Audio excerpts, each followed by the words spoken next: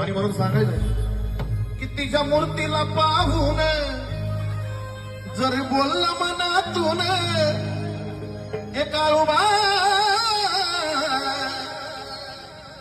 काळूबा, तिच्या मूर्तीला पाहून जर बोलला मनातून ती ऐकते आपलं सर्व काही, ऐकते आपलं सर्व काही. अहो ती डोंगराची माझी काळूबाई, अहो ती डोंगराची माझी काळूबाई.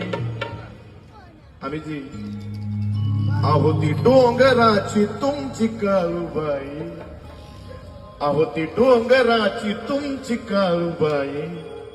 कुणाचा विश्वास तुटू देत नाही. अहो ती डोंगराची माझी काळूबाई, कुणाचा विश्वास